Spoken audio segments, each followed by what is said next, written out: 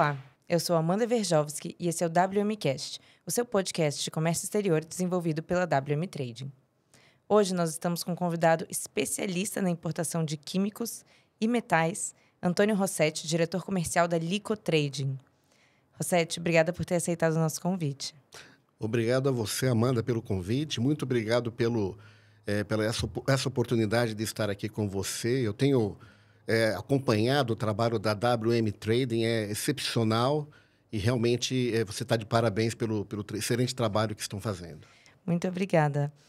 E assim, antes da gente mergulhar um pouquinho nas particularidades da importação desses dois segmentos, dos itens desses dois segmentos, eu queria que você contasse um pouquinho da sua trajetória e também da Lico, se você puder. Claro. Bom, eu trabalho no comércio internacional há mais ou menos 32 anos, 35 anos. Né? Eu comecei na Companhia de Cigarros Souza Cruz, no departamento de marketing, depois migrei para a parte de trading. Logo após Souza Cruz, da Sharp Electronics, também na parte trading. Depois LG, o grupo coreano LG, Samsung, Hyundai. Sou ainda presidente da Câmara de Comércio Brasil-Rússia, aqui em São Paulo, e eu tive a oportunidade de receber o presidente Vladimir Putin aqui. Estive com vários presidentes do Brasil também, nessa minha trajetória na Câmara Brasil-Rússia. Trabalhei no consulado da Índia e, falando um pouco da Lico, a Lico é uma empresa que tem 140 anos, ela foi fundada em Chicago por um judeu americano chamado Leopold Cohen, no século XIX. E é uma empresa que está no setor de metais há muito tempo, como você pode ver. Sim, vocês são muito sólidos. Sim, nós somos sólidos, é uma empresa que fatura quase 5 bilhões de dólares. E está em todos os estados americanos. Também estamos no Canadá e México, ou seja, na América do Norte nós temos vários centros de distribuição. O tamanho de cada CD nosso é de 110 mil metros quadrados. Uau! E nós distribuímos só de chapa no mercado americano 1 milhão de toneladas. Então, de fato, nós somos o líder nos Estados Unidos e é uma empresa familiar. Uhum. Ainda continua na mão da família. Que família? Não está mais na mão da família Cohen. Hoje os donos é a família O'Neill, que é uma família que também está no setor de aço há 100 anos. Tradição, né? Tradição. Realmente eles são... A família O'Neill é tradicional, eles estão em Birmingham, no estado do Alabama. A Lico está em Chicago, onde fica a matriz. E a O'Neill fica no Alabama. Uhum.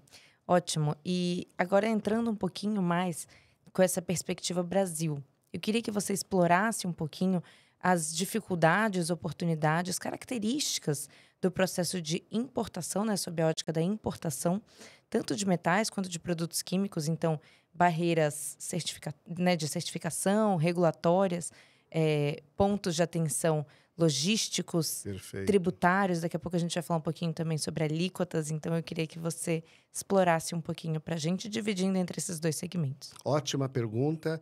Eu diria para você o seguinte, começando por aço, o Brasil, ele começou a importar fortemente há mais ou menos 15 anos atrás. Antes havia importação de aço.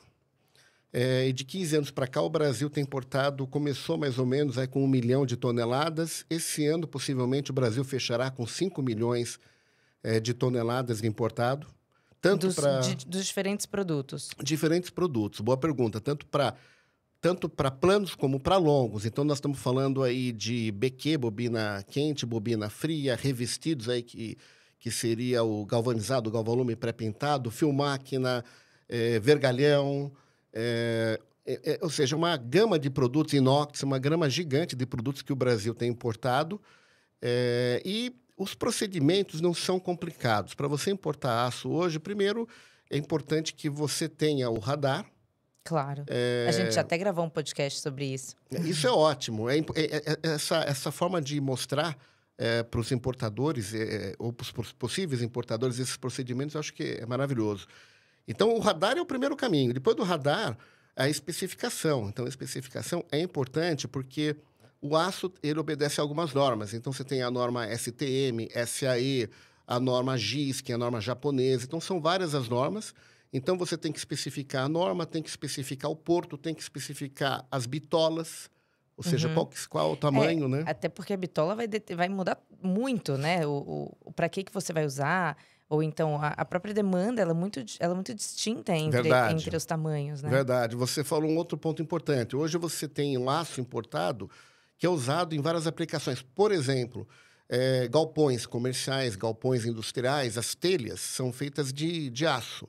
O revestimento do galpão também é feito de aço. Então, esse aço ele tem uma norma, tem uma espessura e tem uma aplicação. Você tem para construção civil, você tem para linha branca, por exemplo, fazer micro-ondas, geladeira, fogões. Então, enfim, as aplicações são diversas e por isso que é importante especificar bem a norma e também a aplicação do aço. Além do setor de construção, né? Que também é muito forte para a importação de aço. Verdade. É um setor que tem se beneficiado com a importação, por exemplo, de vergalhão. Esse é um ponto muito importante que você coloca, porque a construção civil ela tem se barateado nos últimos 10, 15 anos porque tem a importação de vergalhão. Então, o aço importado é um ponto importante. Ele ajuda a controlar os preços do mercado nacional. Então, quando você importa aço, seja para aplicação na construção ou seja na aplicação para fabricação de veículos, por exemplo, de carros, você controla um pouco o preço doméstico. Então, realmente, a importação, ela, além de ter o fator, por exemplo, de você buscar uma tecnologia, você buscar uma qualidade, você também tem essa questão de controle da inflação, que ajuda bastante. E o procedimento seria esse, ou seja, você especificar, você... É importante trabalhar com uma trading, por exemplo, aquele distribuidor que nunca importou, eu sempre sugiro o seguinte, tem uma trading do seu lado, uma trading brasileira, que vai fazer para você todo esse trabalho, desde a nacionalização até a entrega logística local, para entregar na planta, na fábrica. Então, é importante você ter uma trading local que vai fazer essa parte, porque você não precisa contratar uma equipe grande para isso. Você usa uma trading, como, por exemplo, o caso da WM. Poderia usar a WM para fazer esse trabalho. Que é a tríade, né? A solução logística, tributária e aduaneira. Verdade. Esse conjunto, esse universo exige um nível de conhecimento muito específico. Isso mesmo. E se você se lança no mercado sem ter esse know-how, você pode, assim, se prejudicar em muito. É verdade. É um ponto importante, essa tríade que você fala, porque se você não conhece... e tiver que fazer um investimento em contratar pessoal, não compensa. É melhor ter a trading que já tem não só o know-how de fazer a nacionalização, logística, como também a trading conhece todos os meandros de como funciona a Receita Federal, etc. Então, a alfândega, melhor dizendo. Então, enfim, a trading ela ajuda muito nesse trabalho e é por isso até que eu sempre indico a trading. Porque qual que é a participação da Lico? A Lico ela faz o sourcing da matéria-prima. Então, nós compramos o aço, nós compramos o fertilizante ou a resina plástica, seja na Ásia, seja na Europa, ou mesmo na América do Norte, e a gente revende esse produto na América Latina. Então, a gente entrega no porto. Só que do porto brasileiro até a fábrica, tem que ter uma trading aqui que vai fazer esse trabalho, né? Com certeza. Então, esse seria, eu acho, no caso do aço, o caminho, né? E no caso do fertilizante, um outro detalhe importante, o Brasil é o quarto maior importador de fertilizantes do mundo. Nós estamos atrás da China, Índia e Estados Unidos. E o Brasil é o quarto, o que é um número absurdamente alto. Nós estamos falando aí de quase 50 milhões de toneladas de fertilizante importado, né? E um dos maiores produtores, exportadores é a Rússia. Infelizmente, agora nós temos essa guerra lá, Rússia e Ucrânia. Eles são um dos maiores produtores de quase todos os tipos de fertilizante do mundo.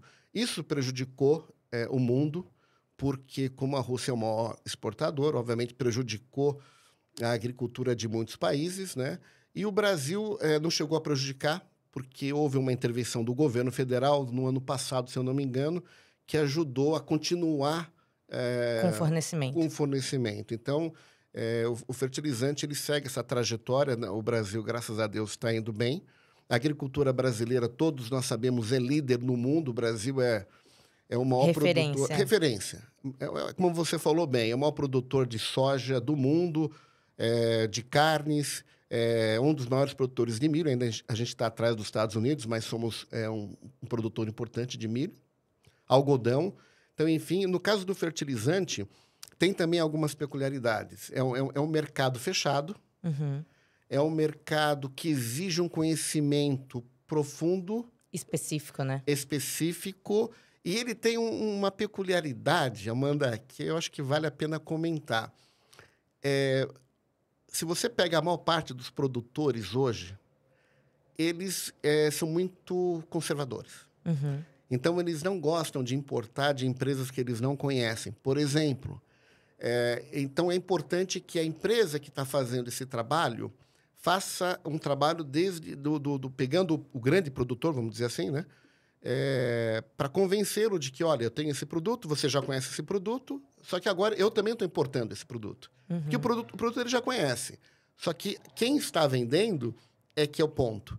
Então, é um mercado muito fechado, é um mercado muito conservador. Até se você pegar o histórico dos produtores brasileiros, a maior parte são do sul do Brasil, e que se espalharam por todo o país. Então, são pessoas, são pioneiros, são realmente pioneiros, porque saíram do Rio Grande, foram para o Paraná, Santa Catarina, Mato Grosso, o Mapito, né? Desbravaram. Desbravaram, exatamente. Eles são os bandeirantes atuais. Então, realmente, como você falou, eles são desbravadores. E é por isso que é importante esse trabalho junto ao produtor rural. Um trabalho de convencimento de que, olha, eu estou trazendo o produto, e eu vou fazer o mesmo trabalho que outros fazem, talvez até melhor, porque eu vou agregar mais alguma coisa para você. Eu queria que você falasse agora um pouquinho sobre os desafios logísticos desses dois produtos. Especialmente fertilizante, né, que tem uma tratativa diferente, pode ser transportado a granel. Então tudo isso envolve um universo de cuidado, que é o planejamento que você comentou, que é muito, muito relevante. Eu queria que você falasse um pouquinho. É verdade. A questão logística, ela é um ponto que ela se complicou durante a pandemia, durante o Covid. Antes do Covid, você tinha uma situação que eu diria muito boa em termos de disponibilidade de navios. O tempo de chegada, do transit time, também não foi afetado, não era tão longo, como você disse bem. Agora, existem muitos transbordos também, né? Também. Esse ponto que você tocou, infelizmente, prejudicou muito o pós-pandemia. Então, realmente, hoje você tem transbordo, o que você não tinha com frequência antigamente. O transit time, vamos falar da China. A China também é um grande exportador, por exemplo, de fertilizante. Ela é líder em exportar sulfato de amônia granular para o mercado brasileiro. Eu acho que mais ou menos 70%, 80% das importações de sulfato de amônia vem da China. Então, como você falou, você tinha um transit time de 30 dias da China para o Brasil. Hoje você tem um transit time de até 60 dias. Então, como você disse, você teve esse problema de redução de navios e o transbordo que realmente trouxe problemas para a logística. E, é claro, houve um período, vamos dizer assim, após a pandemia, que os fretes ficaram absurdamente altos. Ficaram. Tanto container como bulk. Então, se você pega container, eu lembro que o container da China saía por até $2.000, depois foi para 15. Teve pessoas que chegaram a pagar 15, $20 mil no container. Isso sem falar quando o produto é considerado perigoso, né? Porque ainda tem... Ele já tem uma tratativa diferente, ele é cobrado mais caro por conta disso. Mas, graças a Deus, já voltou razoavelmente, né? Assim, não tá igual a patamares pré-pandemia. Não. Mas já estão bem mais aceitáveis. Mas é verdade. Esse outro ponto é interessante, sim. Produtos que são considerados perigosos exigem uma autorização, seja do Exército ou de algum ministério específico. A situação complicava ainda mais. Então, só para citar até um exemplo, se você quiser importar ureia, que é um produto nitrogenado, vem do petróleo, vem do gás. Antes da pandemia, você podia importar sem problema algum. Após a pandemia, se você quiser importar da China, especificamente, a ureia, o produtor local, produtor chinês, tem que pedir autorização do governo. Por quê? Porque como ureia é um item usado na produção de alimentos, e a China tem mais de 1 bilhão e 400 milhões de pessoas, então, e foi prejudicada demais, o Covid nasceu ali na China, então eles foram prejudicados demais com isso, então é necessário que a China peça uma autorização, o produtor chinês peça uma autorização, que pode demorar de 60 a 90 dias para ele exportar, por exemplo, para qualquer lugar do mundo. Uhum. Então, realmente, como você disse, antes do Covid, você não tinha tantas dificuldades em relação a autorizações, etc. Após o Covid, aumentou mais a necessidade de se criar mecanismos para autorizar a exportação de determinados produtos. E assim, você tá falando até da exportação. Eu ainda trago isso para o momento da nacionalização. Porque além das autorizações na saída, existe uma regulamentação e um controle muito grande na chegada. É verdade. Então, o importador ele também precisa se atentar às certificações aplicáveis àquele tipo de produto. Porque muitas vezes pode ser controlado pelo Exército, pela Polícia Federal. Então assim, o planejamento da operação ele é fundamental. É verdade. Que ela aconteça de uma maneira, né, fluida. É outro ponto que eu acho que você colocou, que é importante ter uma trading do lado. Porque, por exemplo, você conhece todos os procedimentos, todos os meandros e as dificuldades que existem quando o navio chega no porto brasileiro e você sabe, olha, chegou o navio de ureia, chegou o navio de vergalhão. Então, você sabe o que precisa para fazer o desembaraço dessa carga, para que ela siga para a fábrica. Então, esse ponto que você coloca é importante.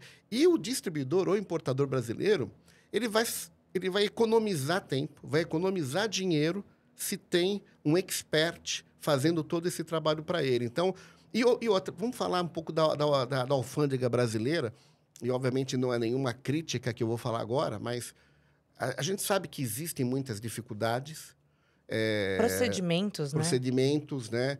Eu vou ter uma história, se você me permite contar rapidamente. Claro. Muitos anos atrás, eu trabalhava numa emissora de televisão. E aí, nós estávamos importando 2 links dos Estados Unidos, da Ford. Os links chegaram no Porto de Santos. Uhum. O presidente da emissora falou para mim, Rossetti, por favor, vá até o porto e traga os caminhões para mim, os links. Eu preciso, urgente, porque a gente vai fazer uma transmissão de um jogo e eu preciso ter os links aqui. Eu fui até o porto. Cheguei no porto para fazer toda a documentação, a nacionalização.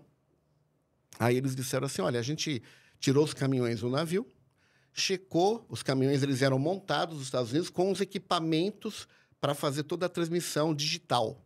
Então, eram cada link daquele, na época, estou falando de 20 e poucos anos atrás, cada link daquele custou mais de 4, 5 milhões de dólares. Uhum. Eu lembro que o fiscal falou assim, olha, a gente checou os caminhões e percebemos que, por eles estarem com poeira, os equipamentos são usados. Aí eu falei, não, o caminhão é 0 e os equipamentos que estão nele, 0 quilômetro, nunca foram usados. Uhum. Eles foram testados nos Estados Unidos antes de vir para o Brasil, mas nunca foram. Aí o que aconteceu? Ele falou o seguinte, mas eu vou precisar chamar um engenheiro.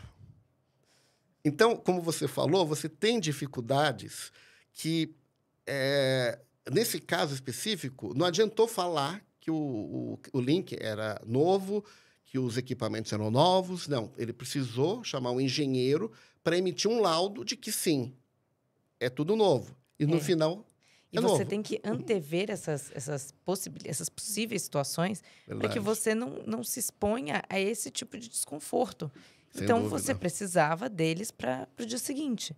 Mas o laudo do engenheiro não chega no dia seguinte. Não, falou bem. Demorou, eu acredito, entre a visita do engenheiro até o Porto de Santos, a checagem, a emissão de laudo, uns 20 dias. Claro, e o custo não foi barato, é um custo alto. Claro, porque você tem que primeiro casar agendas, né? Entre todos os envolvidos. E você tem que dar o tempo desse técnico dar o parecer. Então, sem dúvidas, isso realmente acontece. Tem um tempo aí, né? Existe. Como você falou, Amanda. E é custo. Eu acho que o distribuidor ou uma fábrica aqui que quer importar, eu diria o seguinte, quer encurtar tempo, quer economizar, contrata quem sabe, contrata uma empresa que sabe, porque aí você vai economizar muito tempo E dinheiro, e né? dinheiro, que é o mais importante, eu acho. E aí, aproveitando que a gente está falando da nacionalização, existe assim, os ventos estão mostrando um potencial aumento de alíquota, especialmente para os metais. Eu queria que você falasse um pouquinho sobre isso, especialmente com a Perfeito. perspectiva de 2024 e como vocês enxergam, como que isso pode afetar o importador brasileiro e o mercado como um todo. Perfeito. Ótima pergunta também. Eu diria até uma pergunta que está na cabeça dos distribuidores hoje de aço.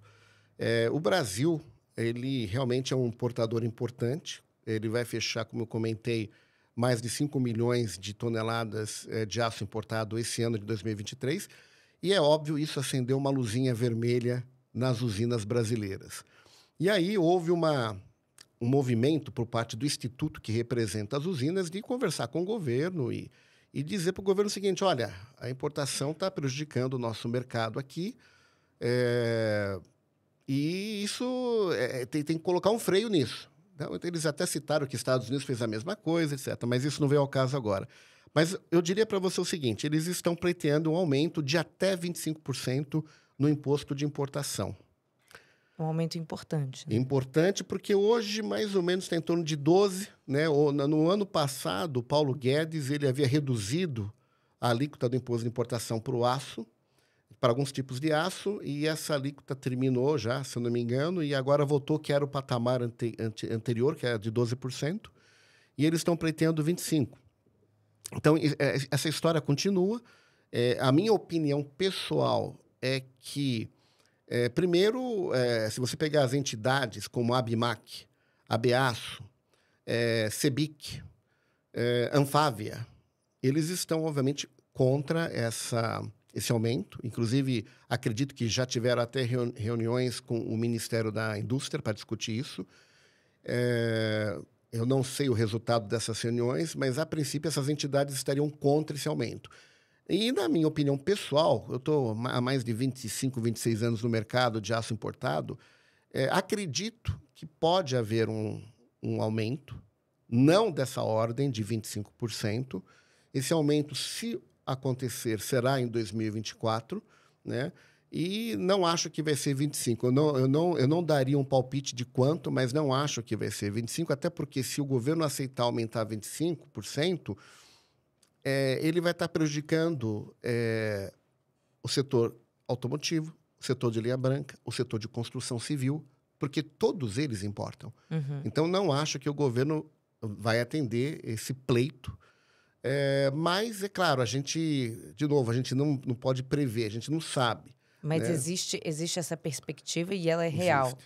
Infelizmente, existe e ela é real. É verdade. E agora falando um pouquinho da Lico, e aí voltando para o fertilizante. A Lico tem um diferencial de fornecer sulfato de amônia granular verde, né? Que é uma tecnologia nova. É verdade. Eu queria que você contasse um pouquinho sobre essa nova tecnologia, como que ela consegue melhorar para o importador brasileiro, de que forma ela vai agregar no Brasil. Ótima pergunta. Você sabe que essa tecnologia é uma tecnologia nova. Você tem hoje no mundo, se eu não estiver enganado, somente 2 empresas que fabricam essa máquina, esse equipamento, que produz o sulfato de amônia verde, né? O que seria isso? O que seria essa tecnologia? Como funciona? Bom, o sulfato de amônia, ele, assim como a ureia, são produtos nitrogenados que vêm do gás. O Brasil tem uma produção pequena de ureia, por exemplo, pela Petrobras, mas é muito pequena. Então, o que está acontecendo? Nessa nova onda de preocupação pela saúde, pela sustentabilidade, principalmente uma bandeira que a Europa tem levantado bastante, então, que se criou um mercado. Então, existe um mercado aí, que é um mercado de produtos orgânicos, é um mercado que você tem hoje que não polui, ou seja, tem essa bandeira, vamos preservar o meio ambiente. E aí, essa empresa americana, uma empresa que fica em Detroit, ela desenvolveu essa tecnologia, que basicamente é uma máquina do tamanho de um container. Ela tem um reator e ela trabalha com água, energia elétrica e ácido sulfúrico. Por que ácido sulfúrico? Porque o ácido sulfúrico ele é o componente para a fabricação da amônia, amônia anidra. Então, em linhas gerais, ela consome apenas água, muita energia elétrica, ou seja, se nós estamos falando do Brasil. O Brasil é 80%, 90% de energia limpa. Então, a máquina tem tudo a ver com o Brasil. Então, essa tecnologia, o que ela faz? Através desses componentes que eu comentei, ela produz o sulfato de amônia, mais ou menos, estamos falando de 16 toneladas dia. Cada container, a gente chama de módulo. Cada módulo produz 16 toneladas de sulfato de amônia verde. Se você falar assim, mas 16 não é nada, então você pode comprar 10 containers, vai para 160 toneladas dia. Como ela é modular, você agrega os containers e vai somando essa questão do volume que você precisa. Tem empresas aqui no Brasil que importam por ano 600, 800 mil toneladas de sulfato de amônia. Tem empresas que importam 1 milhão. Então, é óbvio que 16 toneladas é pouco. Mas se você... mas a gente tem que pensar que é por dia, né? É por dia. E você pode agregar mais módulos, né? Então, esse container ficaria num local próximo, vamos supor, de rios. Ele capta a água do rio, por exemplo. É um local que tenha também disponibilidade de energia elétrica. E você faz essa mistura do ácido sulfúrico que se dissolve no processo. Ou seja, o ácido sulfúrico, por si só, ele é poluente. Mas como ele se dissolve no processo, por isso que a gente fala que é sulfato de amônia granular verde, porque ele se dissolveu. Então, é uma tecnologia realmente nova. Você tem, se eu não me engano, 2 empresas no mundo. Nós estamos já conversando com possíveis interessados na importação dessa máquina. É uma máquina que demora em torno de 1 ano e 3 meses, 1 ano e 4 meses para ser produzida. O segredo dela está no reator. E nós já temos até pessoas interessadas em fechar contrato na importação dessa máquina. Eu vou dar uma palestra na Associação dos Misturadores na semana que vem, para falar um pouco dessa tecnologia. Então, enfim, eu diria que a tendência é essa.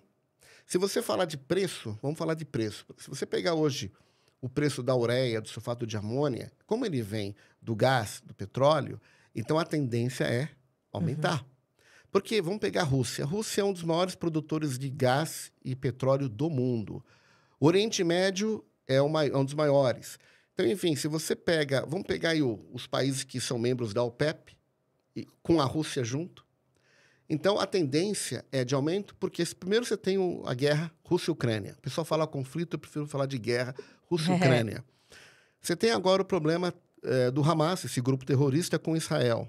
Então, enfim, você tem alguns problemas, o mundo está ficando muito inseguro. Sim. E o preço do gás, do petróleo, ele está aumentando. Às vezes ele diminui, às vezes ele aumenta, mas a tendência é de aumento. Ele está volátil. Ele está volátil, exatamente. Então, por isso que eu penso que esse tipo de máquina, ele vai ajudar o importador... A trazer maior estabilidade. Trazer maior estabilidade de fornecimento e detalhe, como você disse, estabilidade no fornecimento e de um produto verde.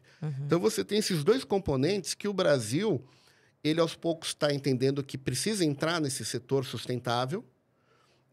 Estados Unidos, alguns produtores rurais já entraram. A Europa já aderiu. A Europa está na frente nesse ponto. Eles têm uma agenda muito forte, né? Uma agenda verde muito forte. Verdade. Outra coisa que você falou, agenda verde, é isso. É exatamente esse ponto da agenda verde que os produtores brasileiros, que sejam cooperativas, grandes grupos empresariais, eles vão ter que entrar se eles quiserem exportar. Então, na realidade, isso não é tipo, eu não quero, não. Tem que aderir. Não é se, é quando. Não é se, é quando. Você falou bem. Então, não tem jeito. Vai ter que aderir. Qual que é o momento? Não sei. Mas vai ter que aderir. Não, perfeito. Rossetti, gostaria de agradecer a você por, enfim, tanta coisa que você dividiu conosco, com o nosso ouvinte. Quero deixar um espaço aberto para você comentar mais algum ponto que você queira, falar um pouquinho da empresa, falar de você, eventualmente explicar alguma dúvida que seja frequente, que te façam, que os seus clientes façam, mas, no mais, te agradecer pelo seu tempo, por ter aceitado o nosso convite. Eu que te agradeço, Amanda. Novamente, o trabalho que você tem feito no podcast, na AWM, é maravilhoso. Eu acho que quanto mais informação para o cliente é bom. Claro. Muita gente, às vezes, não tem informação, precisa buscar e é importante o podcast. E eu só diria o seguinte, eu acho que o Brasil entrou, o pessoal fala muito no vibe aí da importação. Então, a importação hoje, ela veio para ficar, seja de aço, que ela tem crescido anualmente, e seja de produtos químicos. Então, se o Brasil quiser avançar na tecnologia, por exemplo, você fala em aço, você pega a Rússia, você pega a Alemanha, você pega Estados Unidos, são países que detêm tecnologia. Uhum. O Brasil, na realidade, ele também tem tecnologia, mas muita da tecnologia é copiada. Então, se a gente quiser trazer tecnologia para o Brasil, seja de metais, seja de químicos, a importação ela ajuda. Eu diria, na questão da inflação, ela controla a inflação. Então, enfim, o que eu diria para as pessoas interessadas, as empresas interessadas em importar, é que é importante checar o mercado internacional, é importante ter uma perna lá fora. Outro ponto importante, se o mercado brasileiro ele está ruim e você tem 30%, 40% do teu faturamento é de fora, é maravilhoso. Então, enfim, eu sugiro às empresas que não importam ou exportam que comecem a investir nesse mercado que vale a pena. Ótimo, muito obrigada. E obrigada a você, nosso ouvinte, também, por nos acompanhar até aqui. É sempre um prazer dividir novas informações. E qualquer dúvida, vocês sempre podem mandar em wmcast@wmtrading.com.br. Muito obrigada.